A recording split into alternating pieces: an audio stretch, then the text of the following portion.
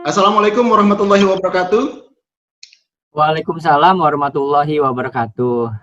Jumpa lagi dengan saya di sini, Serdadu Medis. Apa kabar sobat sehat semua? Pada kesempatan kali ini, saya berhasil mendapatkan narasumber tamu, yaitu seorang dokter yang pakar di bidang kesehatan jiwa. Beliau adalah Dr. Isa Multazam Nur, spesialis kedokteran jiwa. Assalamualaikum, Dok. Waalaikumsalam warahmatullahi wabarakatuh. Saya mengucapkan banyak terima kasih ya kepada Dr. Isa atas kesediaannya untuk bisa datang secara virtual di program Dual Talk Serdadu Medis. Dr. Isa ini saya perkenalkan dulu sebentar. Beliau adalah aktif sebagai dokter sekaligus dosen pendidik di Rumah Sakit Jiwa Grogol, Jakarta, dan Rumah Sakit Islam Jiwa di Klender ya. Betul ya, Dok ya? Nah, beliau juga dosen tidak tetap di Universitas Islam Negeri Syarif Hidayatullah. Dan Dr. Isa ini menyelesaikan program spesialisasi kesehatan jiwa atau kedokteran jiwa dari Universitas Gadjah Mada, dan setelahnya beliau lulus dari pendidikan spesialisasi kesehatan jiwa anak dari Universitas Indonesia. Dan saya mengenal Dr. Isa ini sudah sering banget diundang di berbagai media, baik televisi maupun media radio, sebagai narasumber yang berkaitan dengan hal-hal yang menyangkut masalah kesehatan jiwa. Betul begitu ya, Dok ya? Iya, betul. Di Dual Talk ini berbicara atau berbincang-bincang secara santai, Dr. Isa. Dan tentu saja ada beberapa pertanyaan menggelitik dari saya. Ya, mudah-mudahan Dr. Isa bisa membantu saya untuk memberikan jawaban atas pertanyaan-pertanyaan saya ini, Dok. Siap. Gini, Dok, kita ini kan sekarang dalam masa pandemik ya, pandemik terhadap COVID-19. Nah, Dr. Isa dengan pengalamannya sebagai dokter spesialis kedokteran jiwa, kira-kira dokter bisa memberikan penjelasan kepada kita semua di sini, apa sih sebenarnya gangguan kesehatan jiwa yang sering atau paling banyak dialami oleh masyarakat kita saat ini, Dok, saat terjadinya pandemi? Ya, silakan, Dok.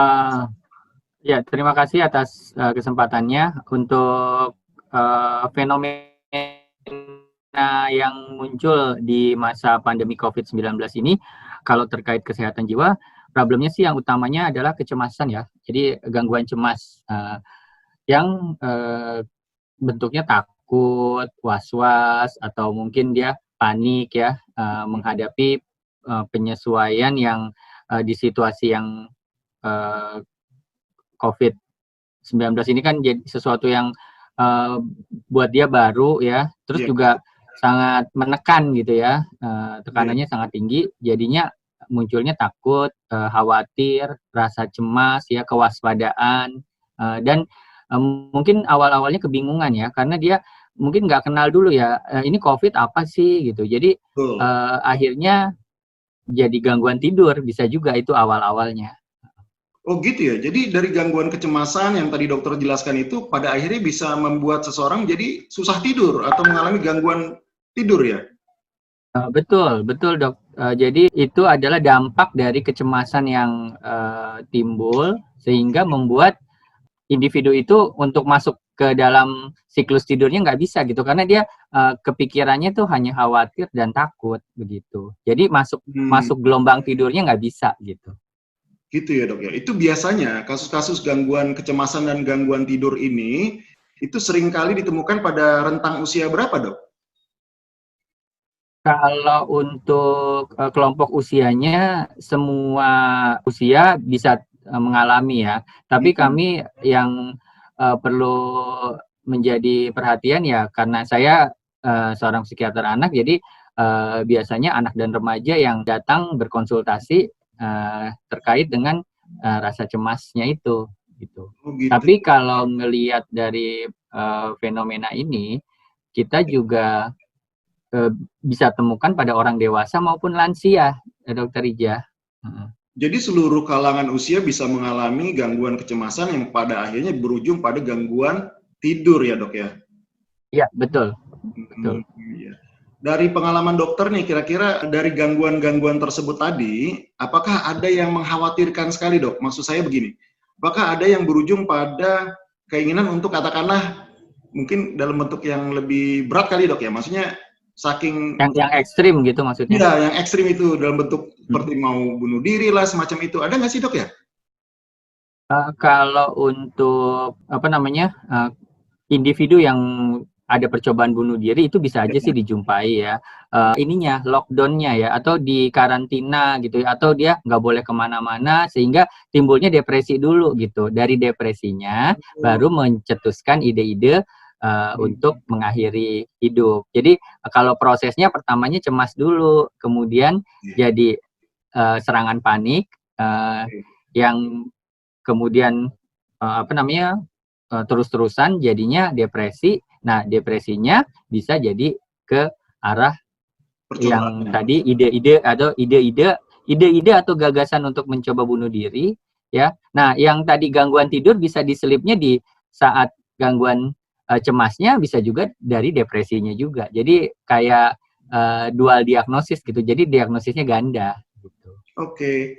Dan ketika seseorang mengalami hal tersebut, Dok, mengalami gangguan kecemasan dan gangguan tidur, perlu dibantu dengan katakanlah dengan obat-obatan atau hanya sekedar advice aja, Dok? Kalau dari tingkat gejalanya itu kita lihat berat ringannya ya. Jadi kalau memang perlunya hanya dengan edukasi atau mungkin dengan kita bilangnya yang awal mungkin hanya konseling ya atau bahkan ke tingkat yang lebih advance dia perlu di psikoterapi misalnya diberikan bantuan-bantuan psikologis untuk dia bisa berpikir yang baik terhadap kondisi yang sekarang ini ada gitu. Apalagi sekarang udah masuknya ke dari kemarin yang pandemi sekarang kan masuknya new normal. Jadi fase-fasenya dia juga penyesuaian terus nih. Oh gitu ya. Jadi awalnya PSBB ya kalau nggak salah, Dok ya waktu itu ya. Oh iya PSBB ya. Nah, sekarang sudah masuk ke new normal ya. Iya, itu kan fasenya berubah lagi. Jadinya belum lagi isu tentang serangan kedua COVID ya, gelombang second wave-nya. Itu kan iya, itu juga pasti kan suatu stres buat mereka yang mungkin rentan untuk mengalami masalah kesehatan jiwa. Begitu. Iya. Nah, pertanyaan berikutnya nih, Dok. Pemerintah kemarin itu sempat menerapkan PSBB, Dok. Ya kan? PSBB. Terus tentu PSBB ini dialami oleh seluruh anggota keluarga, Dokter. Mulai dari ayahnya sebagai kepala keluarga, kemudian ibunya, ya kan? Kemudian sampai ke anak-anaknya juga demikian. Mereka harus melakukan belajar dari rumah. Iya, iya. Iya. Nah, menurut Dokter Isa nih, bagaimana sih sebenarnya cara menghadapi stresor yang mungkin timbul pada saat terjadi PSBB ini, Dok? Maksudnya bagaimana seorang ayah, bagaimana seorang ibu, dan bagaimana seorang anak bisa menghadapi hal-hal seperti ini, Dok? Karena kan mungkin kasusnya beda-beda nih, Dok ya, yang dialami antara seorang ayah, ibu, dan anak. Nggak sama barangkali. Bagaimana Dokter Isa menjelaskan hal ini, Dok?